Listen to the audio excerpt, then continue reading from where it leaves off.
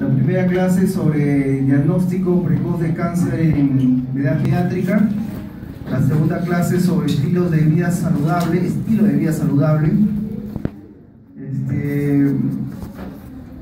Vamos a pasar un poco rápido, ese tema es un poco amplio en ambos aspectos. Bueno, la diapositiva queda con ustedes, como saben. Bueno, para hablar de cáncer, el cáncer realmente pues en la edad pediátrica no es frecuente. Obviamente esto es de la adultez o de la ancianidad, ¿no? La tercera edad.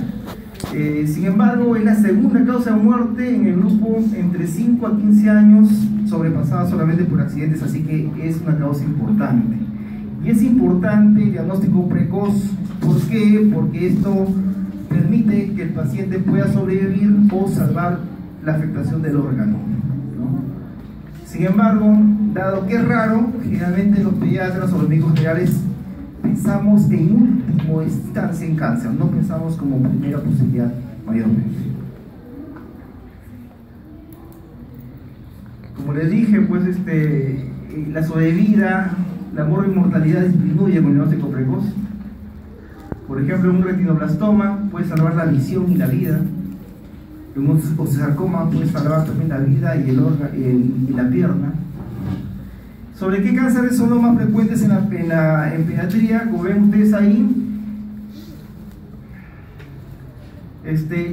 entre leucemias y linfomas se llevan casi la mitad de los cánceres.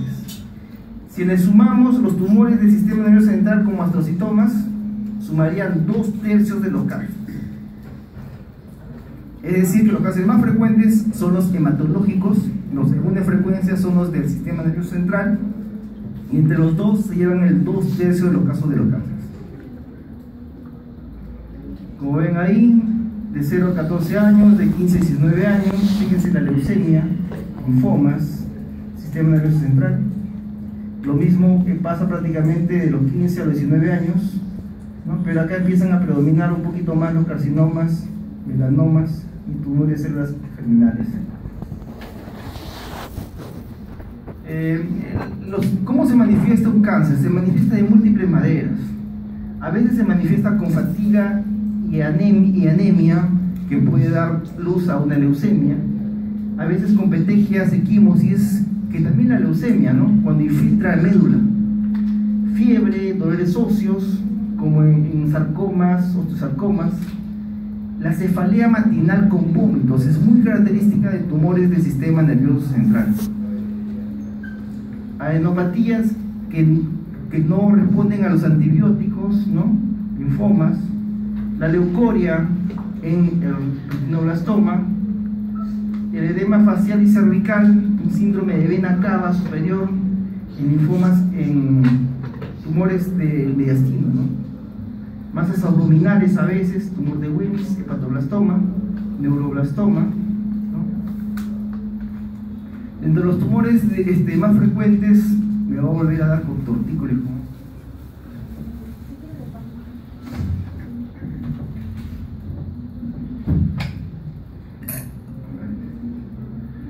Los hepatoblastomas es un cáncer, como ven ahí, que primario del hígado, que se caracteriza por abombamiento abdominal, dolor abdominal, ictericia, ¿no? Metastizan a pulmón, hueso, sistema nervioso central. Los linfomas vimos que eran frecuentes, están los linfomas no Hodgkin y Hodgkin. Los linfomas no Hodgkin se originan del tejido linfoide, muchas veces relacionados a virus de Epstein-Barr y virus HIV, ¿no? Metastizan al sistema nervioso central y a médula ósea. La sobrevida a los 5 años es de 73%. Los linfomas de Hodgkin, el porcentaje de curación, fíjense que es más alto, incluso 90-95%, ¿no? Y afecta más que todo ganglios linfáticos, vaso, pulmón y médula. La sobrevida a los 5 años es 93%. Acá vemos un linfoma Hodgkin, por ejemplo. ¿Sí? Son esas adenopatías duras, adheridas a planos profundos, sin signos inflamatorios.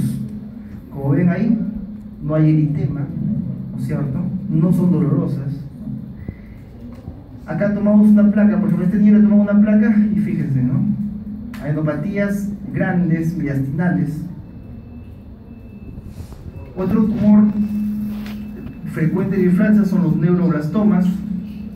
Se considera la neoplasia extracraneal más frecuente en la infancia, obviamente luego de los hematológicos, ¿no? Y se presenta de varias maneras. Se originan a partir de la médula suprarrenal y ganglios simpáticos paravertebrales a lo largo de toda la columna vertebral. Entonces puede aparecer como un tumor intratorácico, como intraabdominal, y muchas veces el primer síntoma que da son las metástasis, especialmente hepatomegálicos. Acá vemos un neuroblastoma, ¿no? A nivel abdominal. Son metástasis en piel, tejidos subcutâneos, se pueden ver como estas pápulas violáceas, como se ve acá. El tumor de Ewing es un tumor óseo que afecta a huesos largos y huesos planos, ¿no es cierto? Y radiológicamente vemos que es típica la presencia de múltiples láminas de hueso de neoformación ósea, ¿no? Que da un aspecto similar a la capa de cebolla. Acá vemos, por ejemplo, la afectación del omóplato, acá de la mandíbula, ¿no? Acá vemos a nivel femoral, y acá está el aspecto radiográfico del tumor, ¿no? Tumor de Ewing, ¿no? Un tipo de tumor óseo de la infancia. Recuerden, pregunta de Renato. Otro tumor óseo frecuente, pero este es a mayor edad, en la segunda década de la vida, de 10 a 20 años, es el ostosarcoma. Y estos característicamente se afectan aquí, generalmente a nivel alrededor de la rodilla, fémur distal o tibia proximal. Generalmente ahí se asienta, o si no, también puede ser en húmero proximal, pero más que todo alrededor de la rodilla. La sobrevida no es tan buena, es a los 5 años del 60%, ¿no? Acá vemos, por ejemplo, imagen de resonancia, afecta al fémur distal, una pieza anatómica, aspecto radiográfico, y acá vemos una afectación del húmero proximal.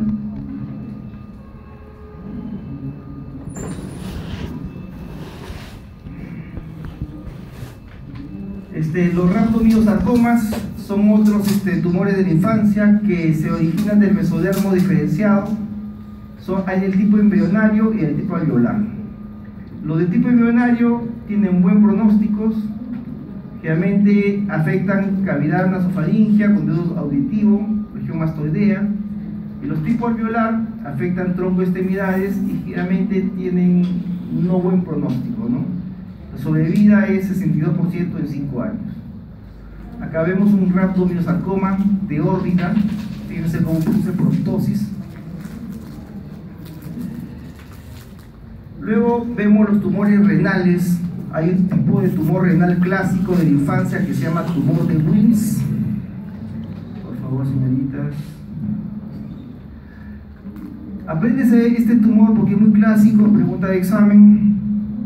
No solamente de este curso, sino también es pregunta de los exámenes de admisión de residentado y el ENAM. Es el tumor de origen renal más frecuente en niños, generalmente en la edad preescolar, como ven ahí, ¿no? Metastiza pulmón y a veces al hígado, ¿no? Acá vemos una imagen, es un tumor renal, como ven ahí, ¿no? Dependiente del riñón, ¿no? El aspecto dependiente del riñón. El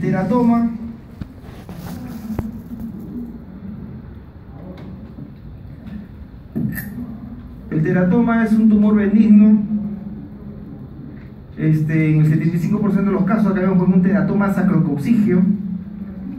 Generalmente la mortalidad es mayor si se tarda mayor en extirpar, ¿no? Hay que extirparlo prontamente para que no se malignice, ¿no? En cuanto a los síntomas que producen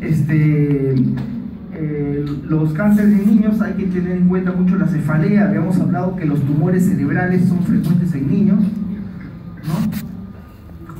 Entonces, sin embargo, la cefalea se produce en muchas patologías: anemia, infecciones, migrañas, cefalea tensional, muchos. Entonces, lo primero que uno no piensa en tumores. ¿Cuándo pensar en tumores? Si la cefalea se hace más severa, si es matinal y despierta al niño, si es una cefalea en el preescolar, si se asocia a vómitos persistentes, se produce una alteración neurológica como ataxia, se altera la visión, si se asocia a talla baja o a neurofibromatosis, hay que pensar en este caso. En estos casos hay que pedir una tomografía cerebral, ¿no es cierto? Las adenopatías también hay que tener en cuenta, es una forma de presentación de metástasis de varios tumores y también de los linfomas. ¿Cuándo se define cómo se define una adenomegalia? Generalmente es cuando un ganglio mide más de 1 centímetro, excepto en los epitocleares, que es patológico más de 0,5 centímetros, y en los inguinales, patológico más de 1,5 centímetros. Esas son las definiciones de patomegalia, tengan en cuenta para su examen. Sin embargo, los tumores, cuando es pensar en cáncer, no en toda hepatomegalia, adenomegalia, porque la mayoría de adenomegalias son infecciosas. Pero si es una adenomegalia más de 3 centímetros, si fuera indolora, adherida, pensar en eso. Si es dura, irregular, también.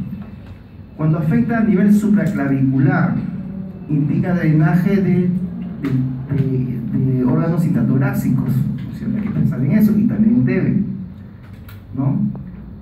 ¿Qué más? Ganglios mediastínicos, ¿no es cierto? Posterior externo creumastoideo, o aquellas adenomegalias que no revierten con tratamiento después de 2 a 3 semanas. Hay que pensar en esto. En esos casos, ¿qué se hace? Hay que pedir un hemograma, radiografía de pulmones y considerar la biopsia. Las causas de la adenopatía son varias, como ven ahí. Dentro de las infecciones, una causa frecuente son las adenitis por Staphylococcus aureus, y otra causa frecuente que remite lentamente es la enfermedad por arañazo de gato, Bartonella cancelar y tuberculosis, ¿no? Estos son mayormente. Dentro de las neoplasias, las afectaciones primarias, como dije, linfomas, y las metastásicas, leucemia, neuroblastoma, rodinosarcoma y otros. En cuanto a las adenopatías mediastínicas, hay que ver su localización, y según su localización nos va a orientar al tipo de afectación que pueda tener. Acá vemos, por ejemplo, un neuroblastoma, ¿no es cierto? Una adenopatía grande a este nivel. Acá vemos igual otro neuroblastoma mediastinal, ¿no? En la lateral, fíjense cómo está. No es neumonía, es un neuroblastoma.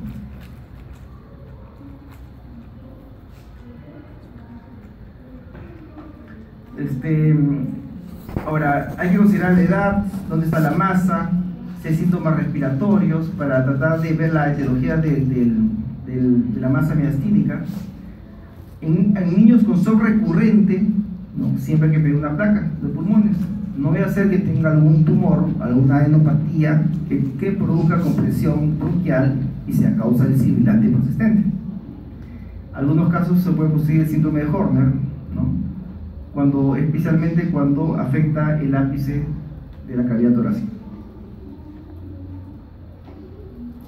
El síndrome de vena cava superior, como le dije, se produce por tumores mediastínicos, ¿no? El tumor mediastínico comprime la vena cava y se produce una éstasis y aumento de la presión venosa en cuello, cabeza y cuello. Y hay cefalea, alteraciones visuales, tos, disnea, edema, cianosis, ¿no es cierto? Y en estos casos, si se produce bruscamente y severamente, es una urgencia oncológica. Hay que pedir un ataque de emergencia y se ha derivado por la posibilidad, pues, de que se complique y pueda comprometer incluso su vida. Las masas abdominales va a depender también según la edad, el tipo de dolor que produce, ¿cierto? En la edad, generalmente los lactantes, las masas abdominales son benignas. En niños más grandes aumenta la presencia de linfomas. Fíjense las masas abdominales según la edad. En el menor de 1 año predomina el neuroblastoma. En el de 1 a 5 años el tumor de Wilms, como vemos es un tumor renal, ¿no es cierto? De 5 a 10 años los linfomas, y mayor de 5 años los tumores celosos germinales. Entonces, ¿en qué grupo etario predomina el tumor de Wilms? En el preescolar. ¿En qué grupo etario predomina el neuroblastoma? Menor de 1 año, pero también se ve en la edad preescolar, ¿no?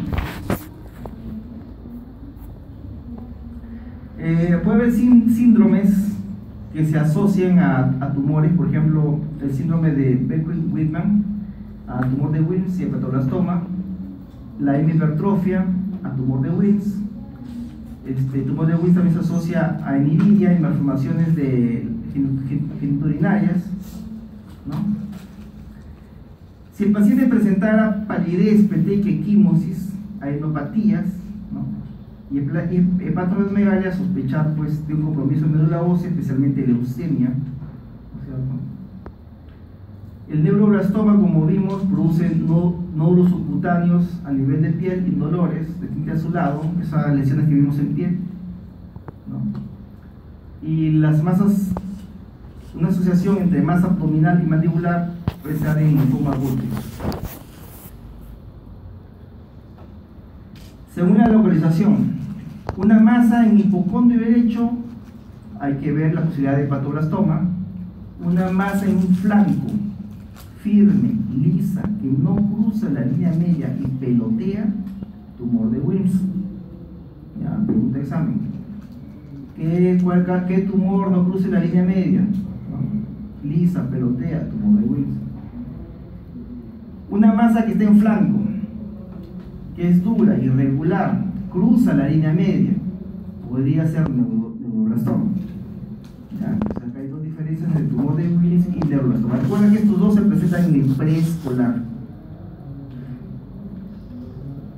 Una fase ilíaca derecha, tumor ovárico o linfoma.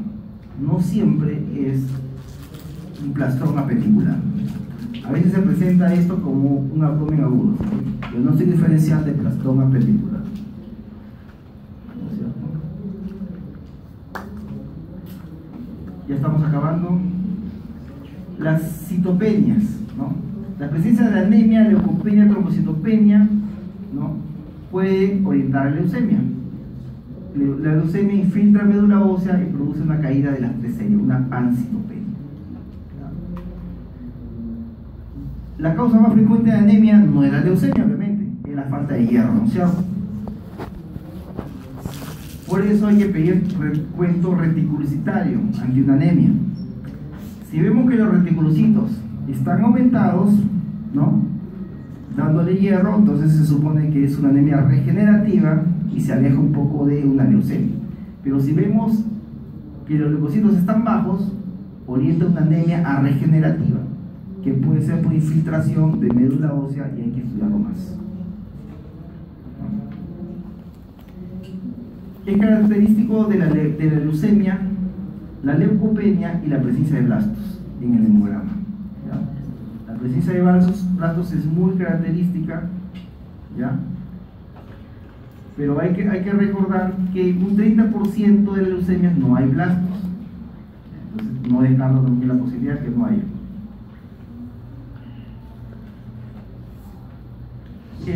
La leucemia, a producible infiltración de la médula ósea, produce alteración de la producción de plaquetas, y entonces va a haber equimosis, pequeñas infiltraciones quinquimorales.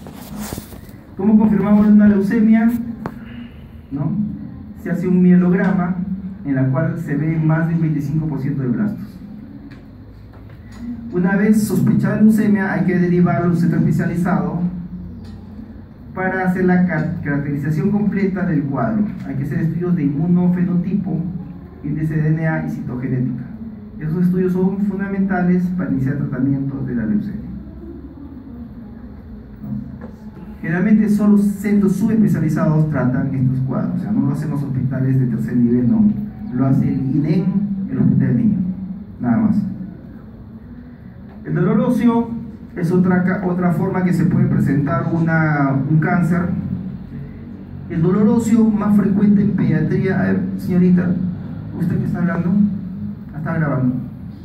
Dígame, ¿cuál es la causa de dolor óseo más frecuente en pediatría, recuerda? Dolor de crecimiento, ¿no? Ya, claro. Ya. Sí, pues, la causa más frecuente es el dolor de crecimiento, ¿no? ¿Y cómo es el dolor de crecimiento?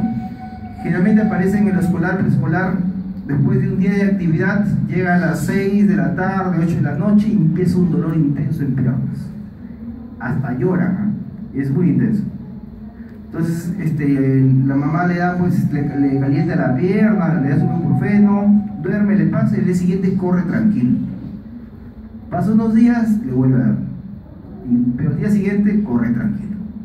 Eso se llama dolor de crecimiento, es un cuadro benigno, que no altera nada, no predispone a nada. El problema es cuando el día siguiente le sigue doliendo. Ese es el problema. ¿Ya? Entonces, el dolor óseo persistente, ¿ya? Que persiste, eso hay que pensar en problemas como osteosarcoma, tumor de Ewing, como hemos visto. En esos casos hay que pedir un hemograma, una radiografía de la lesión, ¿cierto? El dolor de columna también puede evidenciar tumores vertebrales o paravertebrales, ¿no? Que pueden ser primarios o metastásicos, ¿no? Que nos debe alertar especialmente dolor en menor de 7 años, ¿no? Que dura más de 4 semanas, o dolor que en reposo lo obliga a dormir sentado, que duele más en la noche y que disminuye durante el día. Hay que pedir una radiografía, como le digo, y el examen ideal para evaluar bien huesos, ¿cuál es? Es una resonancia magnética, ¿no? Ya estamos acabando. La leucoria, ¿no? Vemos ahí el fondo, la pupila blanca, ¿no? Es una característica, es el signo cardinal del retinoblastoma, ¿no? Los retinoblastomas detectados precozmente tienen un excelente pronóstico y posibilidad de conservar la visión con tratamiento y quimioterapia adecuado, ¿no? Por eso que es importante detectar eso tempranamente. A todos los recién nacidos se le debe hacer la exploración del reflejo rojo, ¿no? Si vemos que no se produce el reflejo rojo en la pupila, si no se produce se ve blanco, de inmediato pues del